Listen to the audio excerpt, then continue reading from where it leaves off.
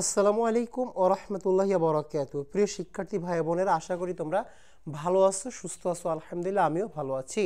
আজকে তোমাদের সামনে যে বিষয়টি নিয়ে আলোচনা শেয়ার করব সেটা হচ্ছে জীববিজ্ঞানের দ্বিতীয় অধ্যায়ের পর্ব 3, আলোচনা পর্ব 3। আজকের আলোচনার বিষয় হচ্ছে মাইটোকন্ড্রিয়া। আজকে আমরা এই মাইটোকন্ড্রিয়া সম্পর্কে সুন্দরভাবে আলোচনা করব। তো প্রথমে আমি আলোচনা করব মাইটোকন্ড্রিয়ার কিছু আবিষ্কারকের নাম দেন। আমরা জানি মাইটোকন্ড্রিয়া হচ্ছে কি শ্বসনে অংশগ্রহণকারী একটি অঙ্গাণু। এটা কি মানে মাইটোকন্ড্রিয়া হচ্ছে কি শ্বসনে অংশগ্রহণকারী একটি অঙ্গাণু। এই অঙ্গাণুটি 1886 মতান্তরে 1894 সাল, কি বললাম, এটি 1886 মতান্তরে 1894 সালে, ক্লিয়ার, বিজ্ঞানী রিচার্ড অল্টম্যান, ঠিক আছে, বিজ্ঞানী রিচার্ড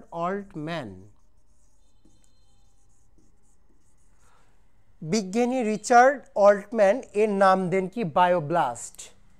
প্রথমে নাম দেন কি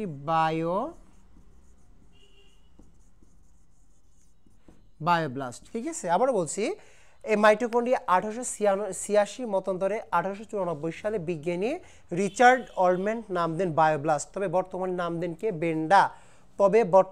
আধুনিক বিজ্ঞানী নাম দেন কে বেন্ডা, তিনি এটাকে নাম দেন কে মাইটোকন্ড্রিয়া। তাহলে আমরা জানলাম মাইটোকন্ড্রিয়ার আবিষ্কার কে আবিষ্কার করেছেন। এটি 2 স্তর বিশিষ্ট ঝিল্লি, মনে রাখতে হবে, এটি হলো 2 স্তর বিশিষ্ট একটি ঝিল্লি বা আবরণী দ্বারা আবৃত, ক্লিয়ার। তাহলে মাইটোকন্ড্রিয়া এই যে 2 স্তর বিশিষ্ট ঝিল্লি বা আবরণী দ্বারা আবৃত। মাইটোকন্ড্রিয়ার ভেতরে যে অঙ্গাণুটি রয়েছে, ঠিক আছে, এই 2 আঙ্গুলের মতো, কোনটা যে আঙ্গুলের মতো, এই আঙ্গুলের মতো এই অঙ্গাণুটিকে বলা হচ্ছে কি ক্রিস্টি। আর ক্রিস্টির গায়ে যে ছোট ছোট বৃত্তাকার গোলাকার বস্তু রয়েছে এটাকে বলা হচ্ছে কি অক্সিসোম।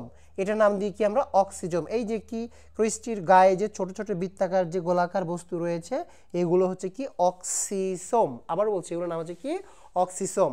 মাইটোকন্ড্রিয়ার ভেতরে থাকে কি ম্যাট্রিক্স। এই যে এই মাইটোকন্ড্রিয়ার ভিতরে রয়েছে কি, এর ভিতরে আমরা দেখতে পাবো এটা, এগুলাকে বলা হচ্ছে কি, এই ভিতরে যা রয়েছে একে বলা হচ্ছে ম্যাট্রিক্স, ক্লিয়ার।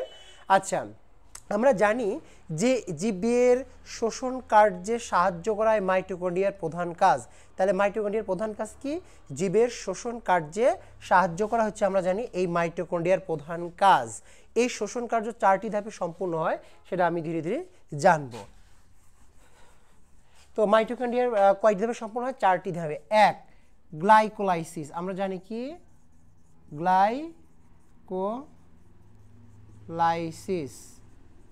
1 নম্বরটা হলো কি গ্লাইকোলাইসিস, 2 নম্বর হলো কি অ্যাসিটাইল কোএ।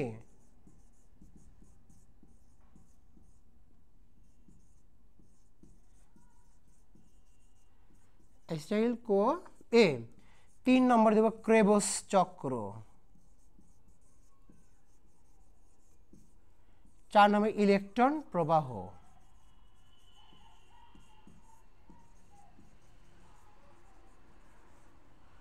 প্রিয় শিক্ষার্থী ভাই বোনেরা, তাহলে আমরা জানি কি মাইটোকন্ড্রিয়ার প্রধান কাজ কি শোষণ কার্যে অংশগ্রহণ করা মাইটোকন্ড্রিয়ার প্রধান কাজ।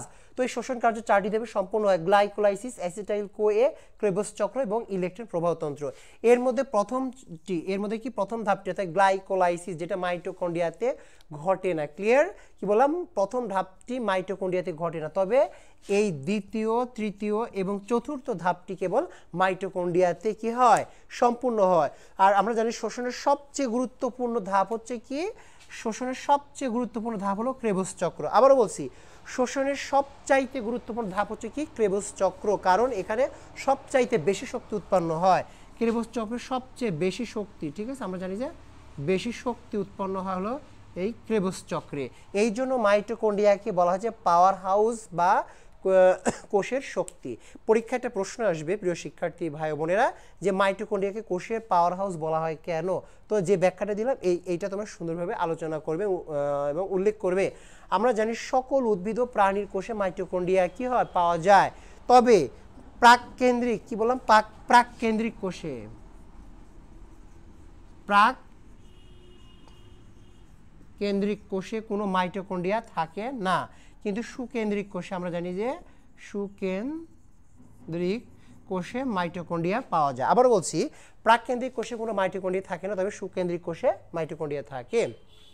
প্রিয় শিক্ষার্থী বন্ধুরা, তোমাদের সামনে যে বিষয়টি নিয়ে আলোচনা করলাম এটা অত্যন্ত গুরুত্বপূর্ণ, পরীক্ষা এখান থেকে অনেক আসে। তোমরা এই বিষয়টি ভালোভাবে আয়ত্ত করবে এবং পরীক্ষার প্রস্তুতি নেবে। ইনশাআল্লাহ পরবর্তী ভিডিও নিয়ে আবার তোমাদের সামনে হাজির হব।